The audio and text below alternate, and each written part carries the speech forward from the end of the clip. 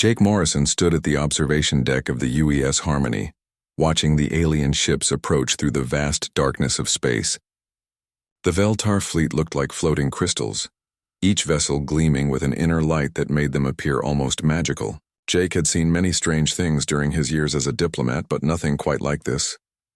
"They're beautiful," whispered Dr. Alex Carter, the team's xenobiologist.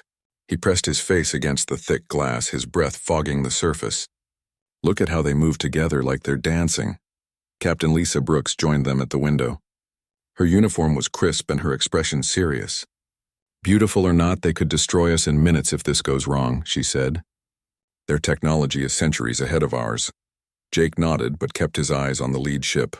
Somewhere inside that crystal vessel was Princess Zarathiel, heir to an empire that spanned dozens of star systems. The Veltar had finally agreed to meet with humanity, after years of careful communication through long-range signals. This meeting could change everything for the human race. "Remember the briefing," Captain Brooks continued. "The Veltar value logic and efficiency above all else. They see emotions as weakness. Keep everything professional and factual." "I understand, Captain," Jake replied. He had spent months preparing for this moment. He knew the cultural files by heart, had practiced the formal greeting protocols until he could do them in his sleep. But knowing facts about an alien race and actually meeting them were very different things. The alien ships moved into position around the Harmony with perfect precision. There was no wasted movement, no unnecessary maneuvers. Everything they did seemed calculated and purposeful. It was impressive but also somehow cold. "Incoming transmission," announced Lieutenant Murphy from the communication station. "They're requesting permission to come aboard." Captain Brooks straightened her uniform one final time. "Tell them we're ready to receive them." Jake felt his heart racing as he made his way to the main docking bay. This was it. First contact between humanity and one of the most powerful civilizations in the galaxy. Everything had to go perfectly. The docking bay had been prepared according to Veltar specifications. The lighting was adjusted to match their preferred spectrum.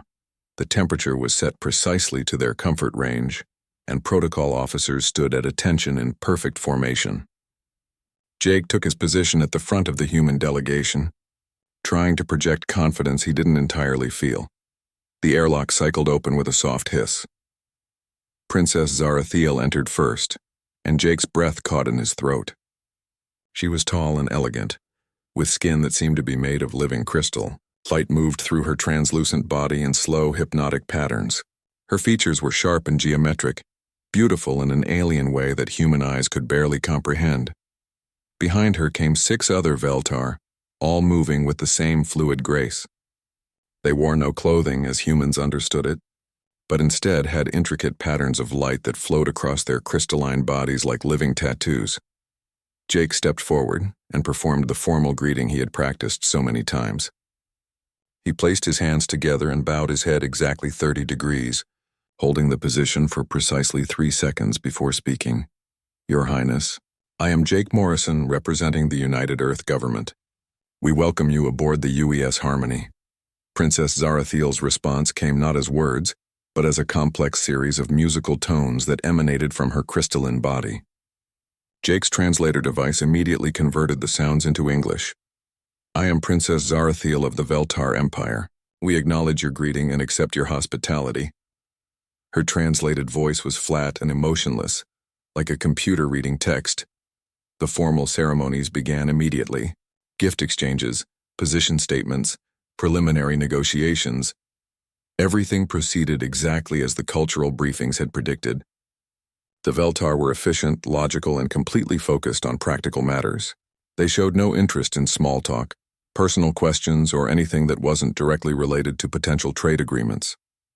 As the hours passed, Jake found himself watching Princess Zarathiel carefully. Something about her seemed different from the others, though he couldn't put his finger on what it was. Maybe it was the way she occasionally paused before speaking, or how her inner light seemed to dim slightly when she thought no one was looking. During a break in the formal proceedings, Jake noticed the princess standing alone near one of the viewing ports. Her entourage was busy reviewing documents, paying no attention to her. For the first time since her arrival, she looked almost lonely. Jake had spent years learning to read people, And despite her alien nature, something about Princess Zarathiel's posture reminded him of exhaustion. Not physical tiredness, but the deep weariness that came from carrying heavy responsibilities for too long. Dr. Carter appeared at Jake's elbow. "Fascinating, isn't it?" he whispered. "Look at how they interact, or rather how they don't interact. No casual conversation, no social bonding behaviors. It's like they're all strangers working together." "Maybe that's just how they are," Jake replied, but he kept watching the princess. There was something in the way she held herself that suggested she wasn't entirely comfortable with the cold formality either. The negotiations resumed, and Jake did his best to focus on the complex discussions about trade routes, technology exchanges, and territorial boundaries. The Veltar were clearly the dominant power in this relationship. They had advanced weapons, faster ships, and knowledge that humanity desperately needed. In return, they seemed mildly interested in Earth's biological diversity and some of the rare minerals found in human-controlled systems. "Your species appears to have potential," Princess Zarathiel stated during one exchange. "However, your emotional instability and inefficient decision-making processes present significant obstacles to meaningful cooperation." Jake felt a flash of annoyance at the casual dismissal of humanity's worth, but he kept his expression neutral. This was exactly the kind of attitude the briefings had warned him about. The Veltar saw emotions as flaws to be corrected, not as valuable aspects of consciousness. As the day's formal sessions came to an end, Jake noticed Princess Zarathiel again standing apart from her group. This time, her inner light had dimmed considerably, and she seemed to be studying the stars through the viewport with an intensity that struck him as oddly human. Maybe, Jake thought, the Veltar weren't as different from humans as they wanted everyone to believe. The second day of negotiations began just like the first. Princess Zarathiel and her delegation arrived precisely on time, their crystalline forms glowing with the same cold efficiency. Jake watched her take her position across from the human team, noting how her inner light seemed even dimmer than the day before. "The Veltar Empire requires detailed information about your mining capabilities," she announced without any greeting. "We also need complete biological surveys of your agricultural systems." Captain Brooks shifted uncomfortably in her seat. "Your Highness, we were hoping to discuss mutual technology sharing agreements first. Technology sharing will be considered only after we determine if your species has sufficient value to warrant such consideration," came the flat reply. Jake felt his teammates tense around him. The Veltar were treating humans like they were barely worth their time, but getting angry wouldn't help anything. He forced himself to stay calm and professional. The morning sessions dragged on with the same cold formality. The Veltar asked detailed questions and took careful notes, but offered nothing in return. They treated the negotiations like a scientific study rather than a discussion between equals. During the lunch break, Jake walked through the ship's corridors trying to clear his head. The whole situation felt wrong somehow. In all his years as a diplomat, he had never encountered people, even alien people, who seemed so completely disconnected from any sense of warmth or fellowship. As he rounded a corner near the observation deck, he nearly bumped into Princess Zarathiel. She was standing alone again, staring out at the stars. Her entourage was nowhere to be seen. "Your Highness," Jake said, performing a quick bow. "I didn't expect to find you here." She turned toward him, her crystalline features catching the light from the viewing port. "I was observing your star formations. They are different from those in Veltar space." Jake moved to stand beside her at the window. "This is actually one of my favorite views from the ship. That cluster there, we call it the Seven Sisters. It's one of the first things children on Earth learn to identify in the night sky." Princess Zarathiel was quiet for a moment. "Children," she repeated as if testing the word. "Your young ones study the stars?" "Sure. Kids love looking up at the sky and wondering what's out there. My niece Katie used to make me tell her stories about all the different constellations." Jake smiled at the memory. "She's 8 years old and already convinced she's going to be a starship captain someday." "This niece, she is related to you by biological connection?" "She's my sister's daughter. Family is important to humans, Your Highness. We take care of each other." Princess Zarathiel's inner light flickered in a pattern Jake hadn't seen before. "Care for each other," she repeated slowly. "This is efficient resource allocation?" Jake laughed, then quickly tried to turn it into a cough when he remembered who he was talking to. Not exactly efficient, no. We do it because we love our families. Because they matter to us, and why love. The princess seemed to taste the word. Your translation systems use this term frequently, but our analysis suggests it has no practical meaning. Looking at her standing there so alone, Jake made a decision that would have horrified his diplomatic training officers. He reached into his jacket pocket and pulled out a small braided bracelet made of blue and green cotton threads. Your Highness, I'd like to give you something. Princess Zarathiel stared at the simple bracelet in his outstretched hand. Her crystalline body went completely still and even her inner light stopped moving. What is its function? She asked after a long pause. It doesn't have a function exactly. It's a friendship bracelet. My niece Katie made it for me before I left Earth. She wanted me to have something to remember her by while I was away. A token with no practical purpose, the princess said slowly. Why would your offspring create such an object? Because she loves me, and because she wanted me to know that someone back home cares about me and hopes I'll be safe. Jake held out the bracelet. I'd like you to have it, Your Highness. You seem tired, and I want you to know that someone here cares about your well-being too. Princess Zarathiel stared at the bracelet for a full 30 seconds without moving. Jake began to worry that he had made a terrible mistake. Maybe offering gifts was some kind of insult in Veltar culture. Maybe he had just destroyed any chance for peaceful relations between their species. You wish to give me an object of personal significance, she said finally, with no expectation of return value. That's right. It's just a gift. To show friendship. Friendship. She pronounced the word like it was in a foreign language. This concept appears frequently in your cultural databases, but we do not understand its practical application. Jake tried to find words to explain something that seemed so natural to him. Friends are people who care about each other, who want each other to be happy and safe, who help each other when times are difficult, without expectation of equivalent resource exchange, without expecting anything in return, yes. Princess Zarathiel reached out with one crystalline hand and touched the bracelet. The moment her skin made contact with the cotton threads, her entire body flashed with brilliant light. She jerked her hand back as if she had been burned. What was that sensation? She asked, and for the first time, her translated voice carried what sounded like emotion. I don't know, Your Highness. Are you all right? She stared at the bracelet in Jake's hand, then at his face, then back at the bracelet. I felt something I do not recognize. Something that has no designation in our language. Jake gently took her hand and placed the bracelet in her crystalline palm. This time when she touched it, the flash of light was softer, more controlled. But her whole body began to glow with a warm radiance that Jake had never seen from any of the Veltar. Keep it, Your Highness. Whenever you look at it, remember that someone wishes you well. Princess Zarathiel closed her hand around the simple cotton bracelet, and Jake could swear he saw something that looked almost like tears in her alien eyes. I do not understand what you have done to me, she whispered, but I will remember. Princess Zarathiel did not return to the afternoon negotiations. Her second-in-command, a tall Veltar named Commander Kelvar, informed the human delegation that the princess was conducting urgent analysis of new data and would resume discussions the following day.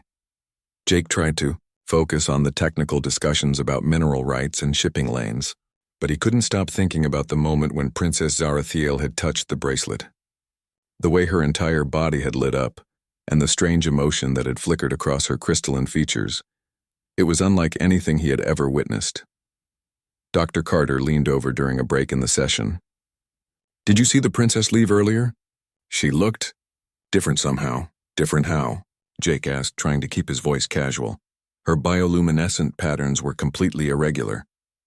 Almost chaotic. In 3 days of observation, I've never seen any of them display such random light sequences. Jake felt a knot of worry forming in his stomach. Had his gift somehow hurt her?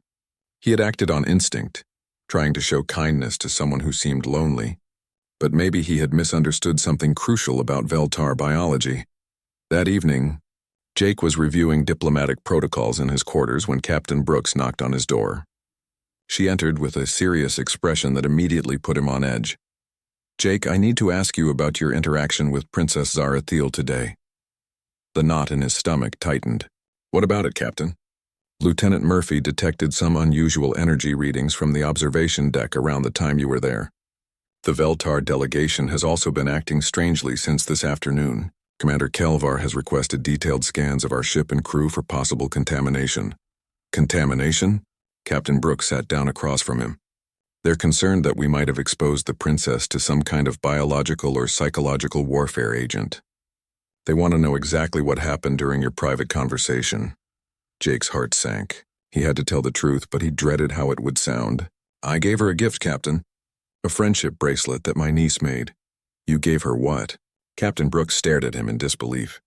Jake, you know the protocols about unauthorized gift exchanges. Cultural contamination is one of the primary risks in first contact situations. It was just a simple bracelet, Captain. Cotton threads braided together. I thought it might help her feel less isolated. Less isolated? Jake, the Veltar don't experience isolation the way humans do. Their entire civilization is based on logical cooperation without emotional attachment. You might have introduced a completely foreign psychological concept to their heir apparent. Jake spent the rest of the evening in his quarters, wondering if his moment of human compassion had doomed the negotiations. He barely slept, and when he did, he dreamed of crystalline figures standing forever alone in the darkness of space. The next morning brought troubling news. Dr. Carter rushed into the briefing room with a datapad clutched in his hands. We've been monitoring Veltar communications, he announced breathlessly. Princess Zarathiel has been behaving erratically since yesterday afternoon. She's been asking her staff questions about human emotional concepts, requesting detailed analysis of Earth cultural practices, and, this is the strange part, she's been conducting what can only be described as experimental social interactions with her subordinates. What kind of interactions? Captain Brooks asked. Apparently she asked one of her science officers how they felt about the color of a nebula they passed. When the officer responded with confusion, she spent an hour trying to explain the concept of aesthetic appreciation. Her staff is convinced she's been mentally compromised. Jake felt sick. What does this mean for the negotiations? Before anyone could answer, Lieutenant Murphy's voice crackled over the intercom. Captain, we're receiving a priority transmission from the Veltar flagship. Commander Kelvar is demanding an immediate meeting. In the main conference room, Commander Kelvar stood rigidly straight, his crystalline body pulsing with harsh red light. Unlike Princess Zarathiel's graceful elegance, he seemed cold and mechanical. Your species has committed an act of psychological warfare against the Veltar Empire, he announced without preamble. Princess Zarathiel has been contaminated with irrational thought patterns and emotional instabilities. We demand immediate disclosure of the weapon used against her. Captain Brooks stepped forward. Commander, I can assure you that no weapons of any kind were deployed.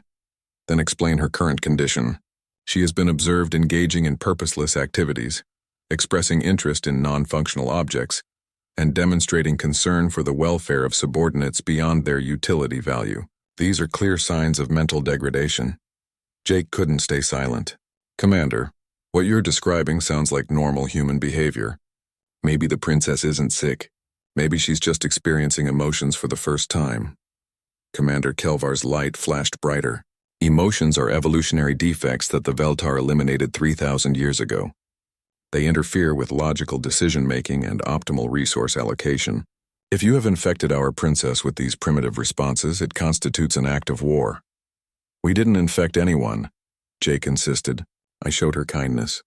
I gave her a simple gift to demonstrate friendship. If that caused her to feel something new, then maybe feeling something isn't as bad as you think it is. Kindness. Friendship. Feeling. Commander Kelvar spoke each word like it tasted unpleasant. These concepts have no meaning in rational discourse. You will provide us with the antidote to reverse this damage or face the consequences. Dr. Carter stepped forward. Commander, there is no antidote because there was no poison. What Jake gave the princess was nothing more than braided cotton fibers. The change you're seeing in her behavior might be psychological, but it's not the result of any human technology. Then how do you explain her current condition? Jake took a deep breath. Maybe your people haven't eliminated emotions as completely as you think. Maybe Princess Zarathiel is remembering how to feel because she was always capable of it, but just never had the chance to try. Commander Kelvar was quiet for a long moment, his light cycling through different patterns. The princess has requested to speak with you privately, he said finally. Against all logical protocols, she insists that you are not her enemy. We cannot understand this assessment, but she outranks us. You will come to our ship immediately. As Jake prepared to board the alien vessel, Captain Brooks pulled him aside. Be careful, Jake. You might have started something that neither of our species is prepared for. Looking out at the crystalline ships floating in the darkness, Jake wondered if she was right. But when he thought about Princess Zarathiel standing alone at the viewport, he knew he would make the same choice again. Some things were more important than diplomatic protocol, even if the consequences changed everything. The interior of the Veltar flagship was unlike anything Jake had ever seen. Corridors made of living crystal pulsed with soft light, and the walls seemed to respond to the presence of those walking through them. Everything was beautiful in a cold, mathematical way, but there was no warmth anywhere to be found. Commander Kelvar led Jake through the ship in tense silence. Other Veltar they passed stopped to stare at the human with what Jake could only describe as suspicion. Their crystalline bodies flickered with warning colors as he walked by. The princess awaits you in her private chambers, Commander Kelvar said as they stopped before a doorway that spiraled open like a flower blooming in reverse.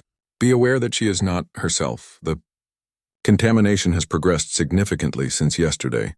Jake stepped through the doorway into a large circular room with walls of transparent crystal that offered a stunning view of the stars. Princess Zarathiel stood at the center of the room, but she looked completely different from before. Her crystalline body was now glowing with soft, warm colors that shifted and flowed like water. The harsh geometric patterns that had defined her appearance were softened, more organic. Around her wrist, Jake could see the simple cotton bracelet he had given her. Jake Morrison, she said, and her translated voice carried warmth that hadn't been there before. I am grateful that you came.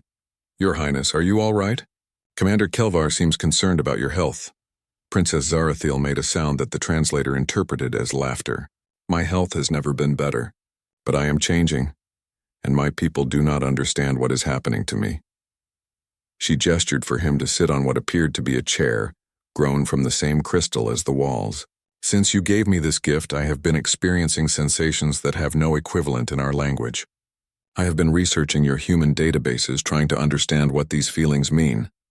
What have you discovered? Her inner light pulsed gently. I have learned about concepts we eliminated from our society long ago. Beauty that serves no function. Concern for others that provides no benefit to ourselves. The desire to create things simply because they bring joy. She moved to the window and placed her hand against the crystal. Yesterday I watched our ships moving in formation, and for the first time in my life I did not see efficient transportation. I saw something beautiful. The way the light reflected off their surfaces, the graceful patterns they made against the stars. It filled me with a sensation your databases call wonder. Jake joined her at the window. That doesn't sound like contamination to me. That sounds like seeing the universe with new eyes. That is what troubles my advisors. This morning I asked my personal guard if he enjoyed the color patterns in the nebula we were passing. He reported my question as evidence of mental deterioration. Princess Zarathiel turned to face Jake directly. Tell me about your family, about this niece who created this bracelet. Jake smiled, remembering Katie's excited face the day she had given it to him. She's 8 years old and full of energy. She loves to draw pictures and tell stories about adventures she imagines having. When I told her I was going on a mission to meet aliens, she spent an entire evening making that bracelet for me. She said it would keep me safe and help me remember that someone back home loves me. Love, the princess repeated. I have studied this concept extensively. It appears to involve caring for someone's welfare even when it provides no benefit to yourself. That's part of it. It's also about wanting to share experiences with someone, about feeling happy when they're happy and sad when they're hurt. It's about choosing to be connected to another person even though it makes life more complicated. Princess Zarathiel was quiet for a long moment. Her light cycling through colors Jake was beginning to recognize as thoughtful. I believe I'm beginning to understand. Since wearing this bracelet, I have found myself concerned about the welfare of my subordinates. Not their efficiency or usefulness, but their actual well-being. I have noticed when they seem tired or troubled and I have wanted to help them. How did your people react to that? They were confused and alarmed. In Veltar society, we interact only as necessary for optimal function. Personal concern for individuals is considered a dangerous waste of resources. Jake felt a chill run down his spine. Your Highness, can I ask you something that might be very personal? She nodded. Are you happy? I mean, were you happy before you started experiencing these new feelings? Princess Zarathiel stood very still for several minutes. When she finally spoke, her voice was barely above a whisper. I do not think I have ever been happy in my entire life. I have been efficient, successful, and logical, but happy? No. She moved to a section of the wall where several data displays were showing information about the Veltar Empire. I have been reviewing our civilization's history since yesterday. We eliminated emotional responses because they were seen as obstacles to perfect efficiency, and we did achieve perfection. Our cities run flawlessly. Our ships are the fastest in the galaxy. Our technology is centuries ahead of any other species. But Jake sensed there was more. But we are dying, she said simply. Our birth rates have been declining for centuries. We create no art, no music, no stories. We have stopped exploring simply for the joy of discovery. We build only what is necessary and do only what is required. We have become so efficient that we have forgotten how to live. She turned back to Jake with an intensity that surprised him. Your species is less advanced than ours in every measurable way. Your ships are slower, your weapons are weaker, your cities are chaotic and inefficient. By every logical standard, humans should be considered inferior. I can see how you might think that. But you have something we lost. You create beauty for its own sake. You form connections that serve no practical purpose. You take risks and make sacrifices for abstract concepts like love and friendship. And despite all your inefficiencies, your species is growing, exploring, creating new things constantly. Princess Zarathiel held up her wrist, showing the simple bracelet. This object represents everything my people have dismissed as worthless. It has no function, serves no purpose, provides no advantage. But when I wear it, I feel connected to you, to your niece, to the concept of caring about someone else's happiness. It makes me feel alive. What are you going to do? She looked out at the vast expanse of stars. I am going to make a proposal that will shock both our species. But first I need to understand more about what it means to be human. Will you teach me? Jake felt the weight of history settling on his shoulders. Whatever happened next would change the relationship between their species forever. I'll do my best, Your Highness. 3 days later, both the human and Veltar delegations gathered in the main conference room of the UES Harmony. The atmosphere was tense, with Commander Kelvar and his officers on one side showing clear signs of agitation, while the humans sat quietly wondering what Princess Zarathiel had planned. Jake hadn't seen the princess since their conversation aboard her ship, but he had heard disturbing reports from Dr. Carter about unusual activity in the Veltar fleet. Ships had been rearranging themselves into new formations, and long-range sensors detected unprecedented communication activity throughout their empire. Princess Zarathiel entered the room, and Jake barely recognized her. Her crystalline body now glowed with warm, shifting colors that reminded him of sunset on Earth. She moved with a grace that seemed more natural, less rigid than before. The simple cotton bracelet was still visible on her wrist. I have called this gathering to make an announcement that will change both our civilizations, she began, her translated voice carrying emotions that made several Veltar officers shift uncomfortably. Commander Kelvar stood stiffly. Your Highness, the Empire's Governing Council has instructed me to inform you that your recent behavioral changes have raised serious concerns about your fitness to lead. They have authorized me to assume command of this mission if necessary. Princess Zarathiel looked at him with what Jake could only describe as compassion. Commander, I understand your concerns. For 3 days I have been experiencing sensations that our people eliminated long ago. I have been learning what humans call emotions, and I have discovered something that will shock you. She turned to address both delegations. The Veltar Empire is dying, not from disease or war or external threat, but from our own success. In our pursuit of perfect efficiency, we have eliminated the very things that make life worth living. The room erupted in shocked murmurs from both sides. Commander Kelvar's crystalline body flashed bright red. Your Highness, these are the thoughts of a contaminated mind. You cannot seriously suggest that our civilization is flawed. Can I not? Princess Zarathiel activated a holographic display, showing statistical data. Our birth rates have declined by 60% in the last century. Artistic creation has ceased entirely. Scientific discovery has slowed to near zero because we only research what has practical applications. When was the last time any Veltar created something simply because it was beautiful? The silence that followed her question was answer enough. Our cities are perfect, but no one enjoys living in them. Our technology is advanced, but no one finds wonder in it. We have become so efficient that we have forgotten how to be alive. Captain Brooks leaned forward. Your Highness, what exactly are you proposing? Princess Zarathiel's inner light pulsed with gentle warmth. I am proposing an alliance unlike anything either of our species has ever considered. The Veltar Empire will share our advanced technology with humanity. In return, humans will teach us how to rediscover the emotions and connections we lost. Commander Kelvar's light flashed in patterns Jake was learning to recognize as outrage. This is madness. You would contaminate our entire civilization with human irrationality. Is it irrational to want to feel joy when you see something beautiful? Is it contamination to care about the welfare of others? Is it madness to create things that serve no purpose other than to bring happiness?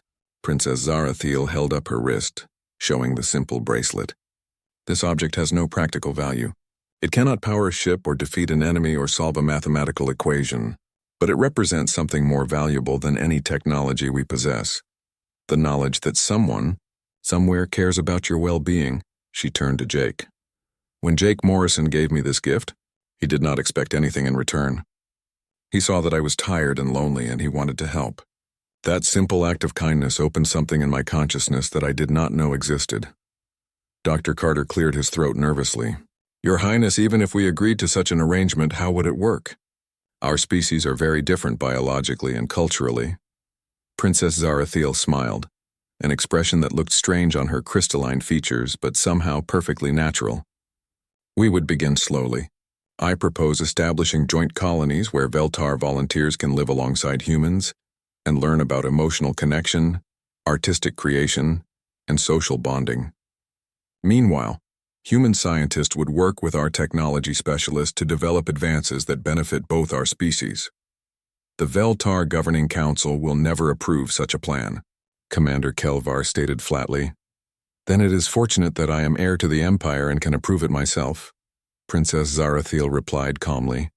I have already sent messages to every world in our territory, explaining what I have learned and inviting volunteers to join this great experiment. She activated another display, showing response data. In 3 days, over 2 million Veltar have volunteered to participate. It seems I am not the only one who felt that something was missing from our perfect civilization. Jake felt his heart racing with the implications of what she was proposing. Your Highness, this could change everything for both our species. That is exactly what I intend, she replied. The universe is vast and full of wonders. There must be room in it for civilizations that value both efficiency and joy, both logic and love. Captain Brooks spoke carefully. This would need approval from Earth's government. An alliance of this magnitude, I understand, but I believe your leaders will see the wisdom in this arrangement. We offer you technology that could advance human civilization by centuries. All we ask in return is that you teach us how to be happy. Commander Kelvar made one final protest. Your Highness, emotional responses interfere with optimal decision-making. They make individuals vulnerable to manipulation and lead to inefficient resource allocation. Princess Zarathiel looked at him with genuine kindness. Commander, when was the last time you felt truly content with your existence? When did you last look at the stars and feel wonder instead of calculating their strategic value? The commander was silent. Emotions do not make us weak, the princess continued. They make us complete. Jake Morrison risked his diplomatic career to show kindness to someone he barely knew. That is not weakness. That is the kind of strength that builds civilizations worth preserving. 6 months later, Jake stood on the observation deck of the first joint human Veltar colony ship, watching Princess Zarathiel teach a group of young Veltar children how to make friendship bracelets. Her crystalline body glowed with warm, happy colors as she patiently showed them how to braid the cotton threads. One of the children, a small Veltar named Tithara, held up her finished bracelet with obvious pride. Princess, what should I do with it now? Princess Zarathiel's light pulsed gently. Give it to someone you care about. Tell them it will remind them that they are not alone in the universe. As Jake watched the child rush off to find her friend, he thought about the simple gift that had started it all. Katie's friendship bracelet had done more than keep him safe. It had opened an entire civilization to the possibility of love. Sometimes the smallest gestures created the biggest changes. And sometimes the most advanced civilizations needed to learn the simplest truths, that caring for others, creating beauty, And forming connections were not signs of weakness, but the very things that made life worth living. The stars stretched endlessly before them, full of possibilities that neither species could have imagined alone. Together, they would explore them all,